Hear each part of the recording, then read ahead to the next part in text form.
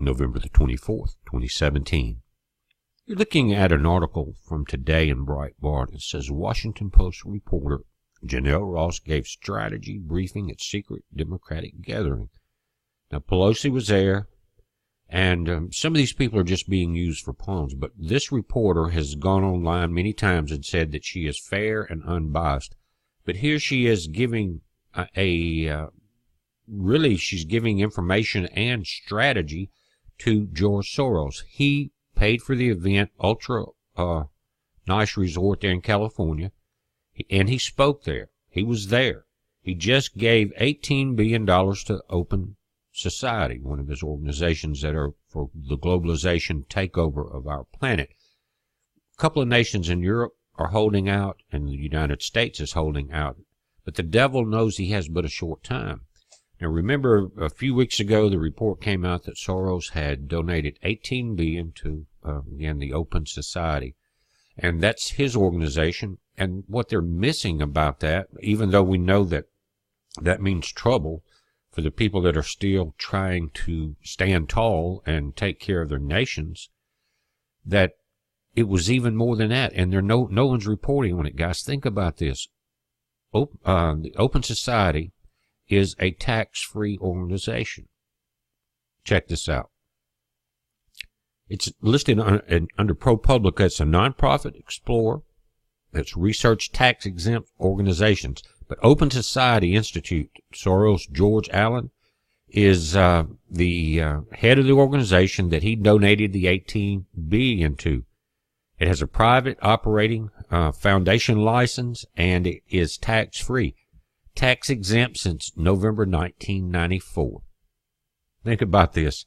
This is the greatest tax evasion scheme almost in U.S. history, $18 billion. Now, I hope someone that can do something about that is paying attention to this. It's kind of like the Clinton Foundation. But let's go back to that report. Now, this is a report that came out of the Washington Free Beacon that's saying that Janelle Ross of the Washington Post sat on a panel at a secret gathering of Democrats where she offered strategic advice. Again, billionaire, or left-wing billionaire George Soros was also in attendance. He paid for this whole thing. And you think that media is not biased? But what's so bad about Janelle Ross is she claims to be one of the most unbiased reporters there are. Really, you work for Bezos and the Washington Post, and you can say that? Ross presents herself and is presented by the Post as an objective journalist. She primarily covers politics and race, and much of her focus is on the Trump administration. Nevertheless, Ross's Twitter feed is that of a left-wing activist. Back in 2015, with no evidence, Ross smeared then-presidential candidate Jeb Bush in such a sleazy way, even MSNBC felt the need to push back. That's pretty bad when they do it. But according to the Beacon, the Washington Post journalist gave a presentation at a secretive California gathering where Democratic politicians, liberal activists, and their biggest donors plotted the future of the progressive movement. It's progressive if you are progressing the satanic New World Order. The Post claims to have known nothing about the reporter's attendance, sure, and told the Beacon that Ross had been reminded about the Post policy when it comes to attending events that can be perceived as partisan. Now, again, Bezos owns Washington Post. I think it took him about 3 hours one day to make enough money to buy them out. So the Silicon Valley agenda definitely will be pushed through the Washington Compost. The secret gathering was organized by the Democracy Alliance, and Ross's panel reportedly dealt directly with Democrats responding to their 2016 loss. According to documents obtained by the Beacon, the panel discussed and addressed what do progressives stand for? How do we grapple with the tough issues? In other words, how do we keep lying and cheating and stealing and try to overthrow the nation? What stories are we trying to tell, and how does it play out in communities across the country? How do we translate what the polls and research tell us into the compelling narratives that will build the public will to reorient our economy and combat inequality? Guys, they always push a race-baiting inequality deal to get their agenda done. Then all races are crushed. The Beacon discovered that Ross's panel was sandwiched by a talk with liberal billionaire George Soros, and a message by Democratic Senator Amy Klobuchar from Minnesota on Russian interference in the 2016 election. Minnesota, remember, Amy, in your election coming up in 2018, sold out to Satan. This is yet another black eye for the left-wing Washington Post, a media outlet currently under fire over its shoddy reporting of the Roy Moore scandal and countless journalistic flubs in its partisan zeal to destroy President Trump. Outside of the elite enclaves of Manhattan and D.C., and second only to CNN, the Washington Post has become a national laughingstock, a news outlet widely seen as a partisan fake news factory that cannot and should not be believed, and we don't. But guys, they know they're in a panic mode. There's about to be a lot of information about not only sexual abuse by leading Democrats, some Republicans, but actual pedophilia going back to the Lolita Express. That's about to come out big time. Okay? So they're in a panic mode.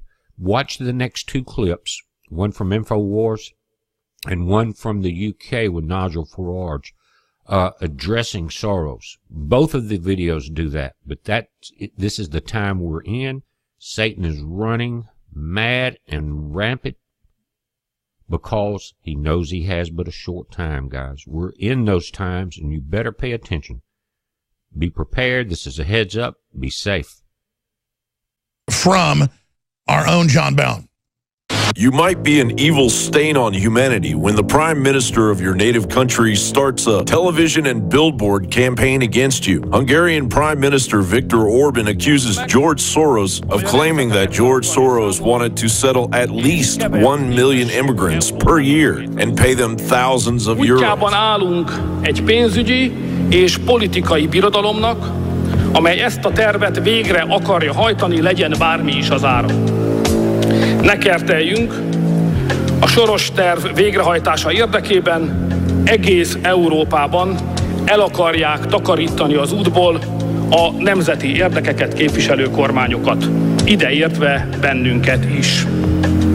CNBC reported Soros, whose political views are in stark contrast to Budapest's ruling Fidesz party, said Monday he had been targeted by an administration stoking anti-Muslim sentiment and employing anti-Semitic tropes reminiscent of the 1930s. Sorry, George, the Nazi-esque techniques being used against you excuse doesn't add up when you are on record of actually being proud of turning in your fellow Jews during the Holocaust. Meanwhile, the leaders and deep pockets attempting to overthrow the country with a variety of anti-American leftist foundations sat down together at the La Costa Resort in Carlsbad, California to discuss a summit that was intended to remain confidential. However, the Washington Free Beacon obtained the internal documents of the summit, reporting the Democracy Alliance is a safe place for donors and activists to meet. Guests are instructed not to share members' names with the press and not to post to any social media sites, to contact Democracy Alliance if the media or a blogger contacts them, and to refrain from leaving sensitive materials out where others may find them. This latter directive was obviously ignored. The agenda for the meeting, titled Beyond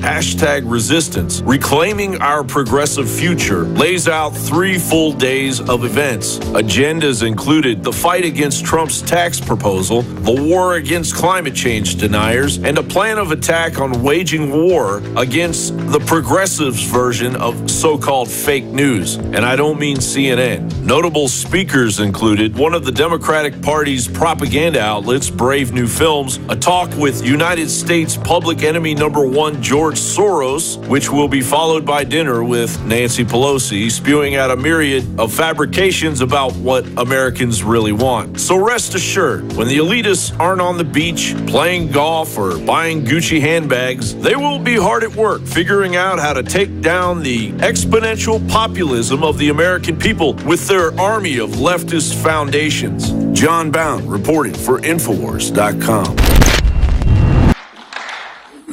Thank you. Mr. Farage, 2.5 minutes. Thank you. As Mr Moscovici said at the start of this, the leak of all these papers and lists of people with offshore holdings has come about because of the Society of Investigative Journalists. But what's not been said this morning, and I think is relevant, is that the funding of these investigations came from one George Soros.